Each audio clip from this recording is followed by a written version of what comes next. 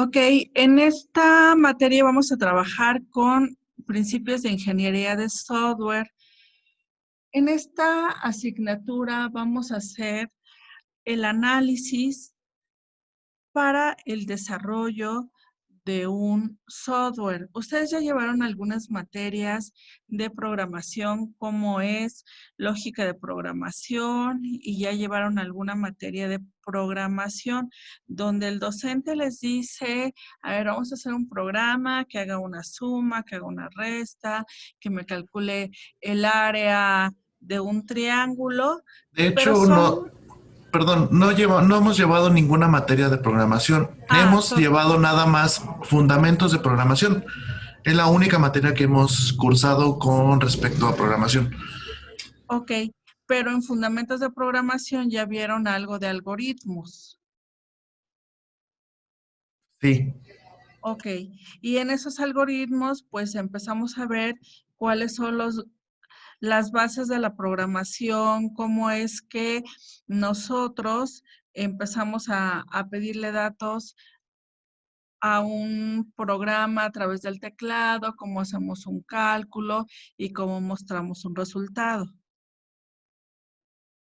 Pero para el desarrollo de un software más complejo, pues nosotros requerimos de algunos métodos, porque por ejemplo, si yo en este momento les digo, a ver, quiero que me hagan el desarrollo de un software para la biblioteca de Tulancingo, ¿no? Sor Juana Inés de la Cruz.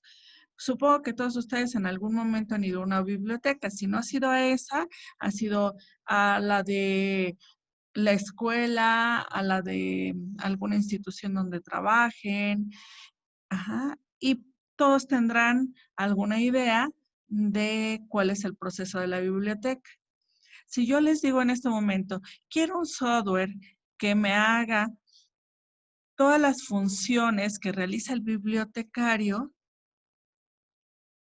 ¿ustedes podrían hacerlo en este momento?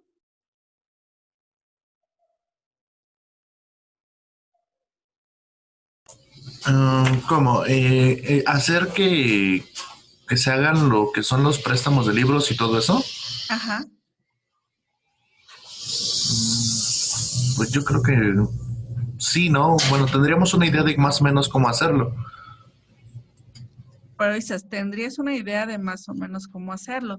Pero ¿qué tal que cuando llegamos y lo queremos implementar en la biblioteca, nos dicen, no, es que pues sí sirve tu software, pero no cumple con las funciones que nosotros hacemos aquí o con el proceso que nosotros llevamos a cabo dentro de esta biblioteca? Pero pues es que como lo veíamos en la materia de...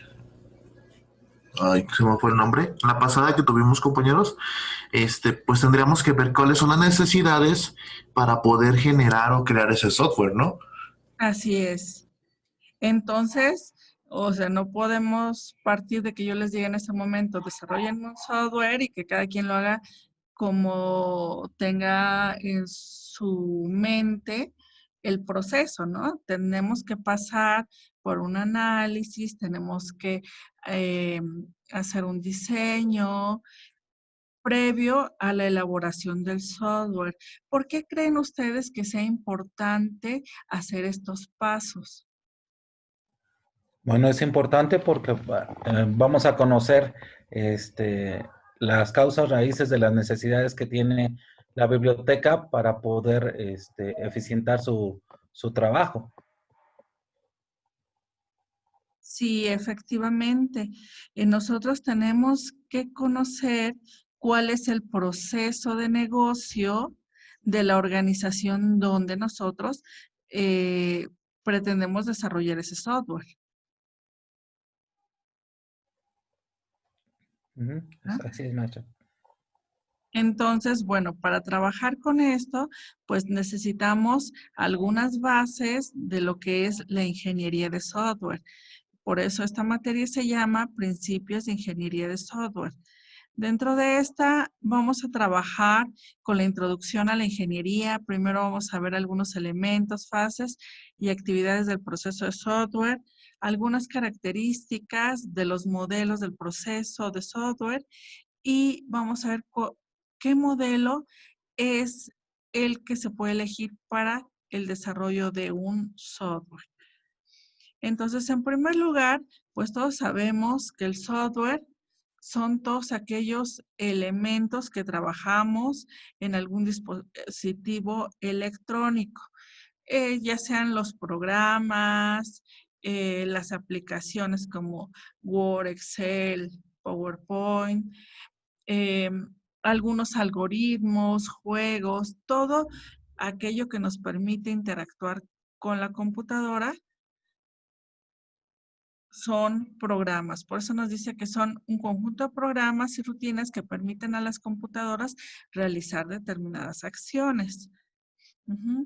Y entonces, un software, dice, puede ser un producto como lo es una hoja de cálculo que tiene ya un fin determinado, o dice, puede ser un vehículo para entregar un producto, como lo es un lenguaje de programación, un gestor de base de datos.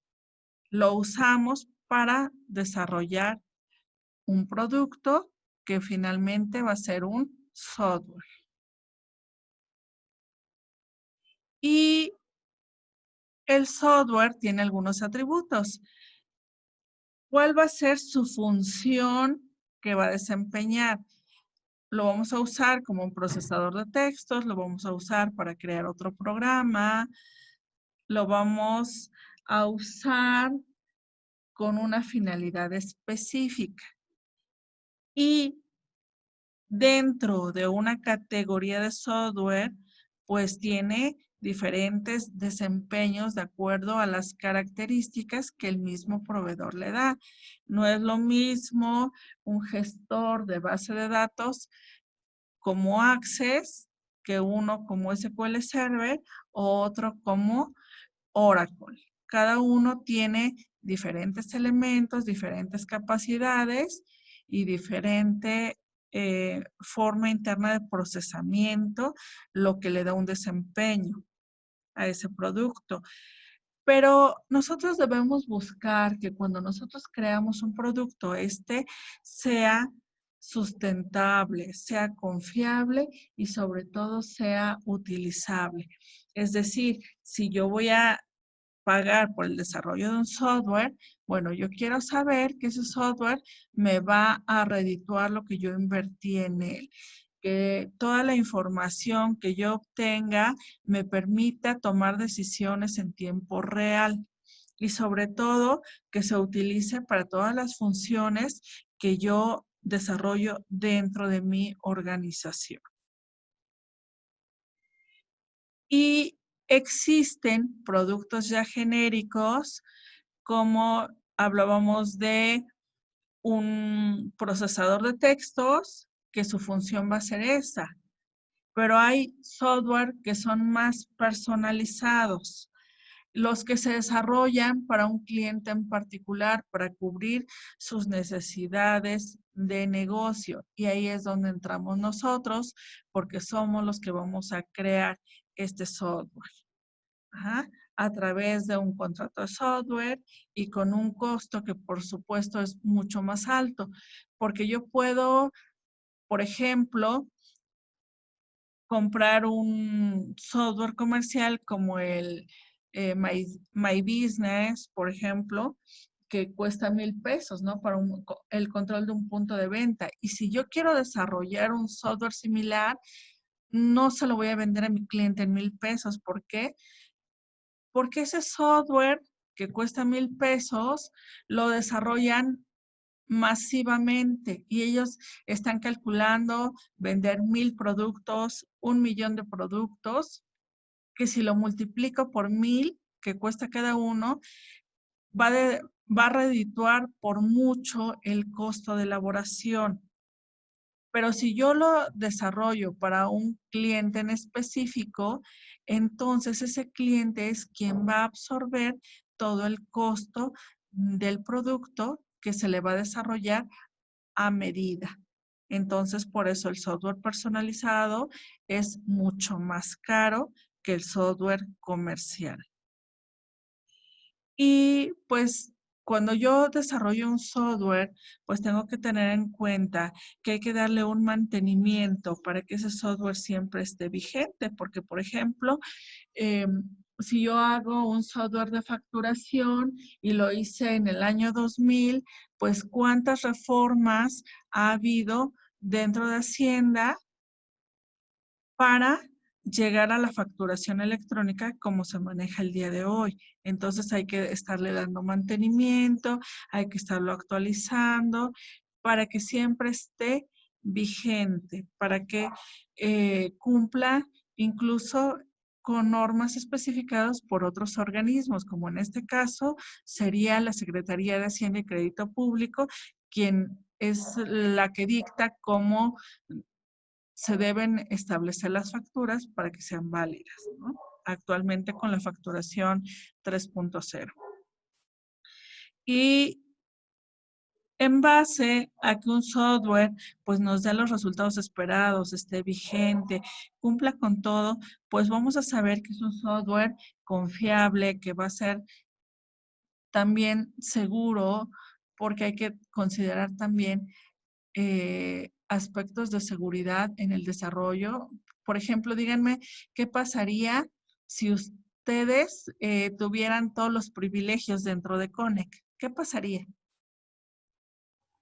Pues podríamos modificar tanto nuestras calificaciones como los estatus de pago. O sea, podríamos hacer un mal uso a beneficio nuestro, ¿no? Claro, dices, podrías, ya hasta hubieses egresado, ¿no? Entonces, sí, entonces hay que establecer permisos, hay que establecer roles, hay que saber quién tiene acceso a qué información para modificar, para solamente consultar, o qué puedes ver y qué no puedes ver, ¿no? Porque, por ejemplo, un alumno no puede ver la nómina de la universidad dentro del CONEC, solamente puede ver su CARDEC de calificaciones. Ajá. Entonces, todo eso pues le da una confiabilidad, seguridad, estabilidad al software y la forma y tiempo en el que se desarrolla los procesos pues nos va a dar una eficiencia de estos software. Y entre más procesos de negocio cumpla dentro de la organización y ellos vean favorecidos sus trabajos, vean que es una herramienta de apoyo que les viene a disminuir procesos y retrabajos, pues es que ellos podrán tener una mayor aceptabilidad del software. Entonces, para trabajar con todo esto, la ingeniería de software marca algunas actividades que se deben desarrollar, como es la especificación de requerimientos, el desarrollo del software, la validación de cada uno de los procesos que se hagan. Yo hace rato les decía, bueno, ustedes me van a desarrollar un software para la biblioteca Sor Juana Inés de la Cruz, pero no les di ninguna especificación, ¿no? Bueno, ahora, si yo les digo, eh, el proceso se lleva de esta forma y les doy paso a paso, pues entonces nosotros tendremos que validar que la persona que redactó estas especificaciones haya comprendido exactamente lo que el usuario de la biblioteca realmente necesitaba. Y desde ahí estoy validando, porque a lo mejor hay una cosa que él me dijo y otra cosa que yo entendí. O a lo mejor yo algo omití, no le pregunté y doy por hecho que pudiese ser como yo lo supongo. Entonces hay que validar estas especificaciones contra lo que el usuario realmente quiere y posteriormente el desarrollo de estos módulos contra las especificaciones. Y entonces vamos estableciendo la parte de la calidad del software para que al final, cuando se implemente y se hagan las pruebas, también validemos que lo que el usuario quería contra lo especificado, contra lo que se desarrolló y contra la funcionalidad del sistema es correcto, que todos los procesos están validados y entonces tendremos un software funcional. Y con el paso del tiempo, pues el software tendrá nuevas necesidades, o más bien la organización tendrá nuevas necesidades y tendremos que hacer ampliaciones, modificaciones y nuestro software estará evolucionando para no quedar desactualizado.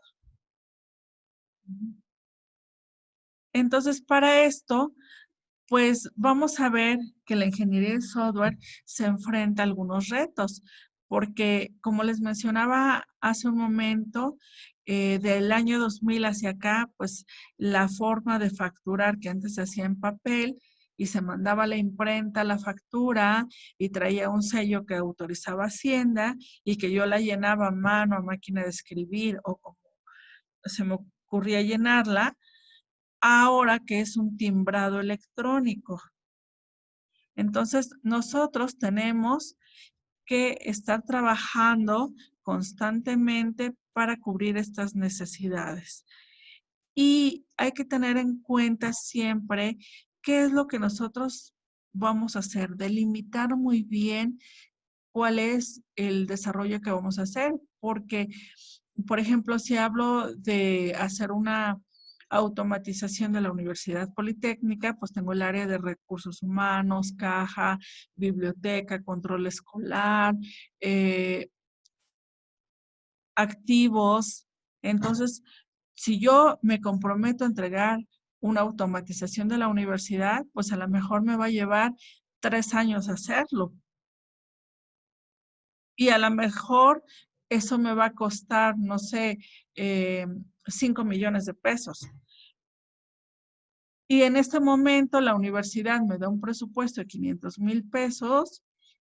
Bueno, entonces yo tengo que delimitar muy bien qué voy a hacer.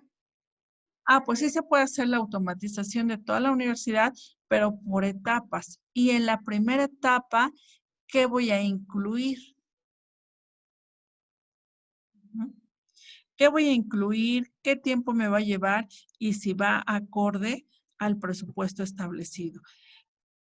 Para que pues no tengamos problemas con el cliente de dejar abierto el desarrollo y entonces le voy a decir al cliente, mira, cuando tú me digas que el software ya está terminado, en ese momento quedó listo. Y el cliente siempre va a querer una cosa, otra cosa, otra cosa, y voy a pasar esos 5 años que se habían presupuestado y voy a llegar a 10 años y el cliente nunca va a estar completamente satisfecho. Es por eso que se debe especificar por escrito muy claro qué es lo que abarca la etapa de desarrollo del software. También he visto que, aparte de especificar ese tiempo, como que, bueno, aquí en la empresa donde yo trabajo, manejan como una cierta cantidad de veces que uno va para checar las necesidades del cliente, ¿no? Porque sí hubo un cliente, bueno, que estuvimos siguiendo varias veces, me mandaban a mí con esos compañeros de programación para checar los problemas que tenían, ¿no? Y cada vez eran más y más y se alargaban, porque ellos pedían cada vez más cosas que ya no estaban en el contrato. Ok, ahí es algo importante, Sergio. Mira, ahí lo que se tendría que hacer es decir, bueno, mira, hasta aquí abarca el contrato y todos estos puntos que me estás marcando ya no están dentro del contrato, pero sí son importantes. Entonces, vamos a hacer otro contrato para cubrir las nuevas necesidades que surgieron o las cuales no se especificaron en el primer contrato. Ok, ¿y eso genera un costo más para ellos o...? Claro, si Sí. no está si está dentro de los requerimientos y nosotros lo omitimos, tenemos que absorberlo. Pero si no está dentro del contrato y son necesidades nuevas, Si el cliente quiere que se cubran, tendrá que pagar por ellas. Ok, gracias. Ujú. Ok. Entonces, esto es lo que nos enseña precisamente la ingeniería de software. Esta, dice, es una disciplina porque pues abarca muchas cosas, abarca la parte de desarrollo del software, pero también abarca la parte de gestión del software. Y ahí nos dice, ¿no?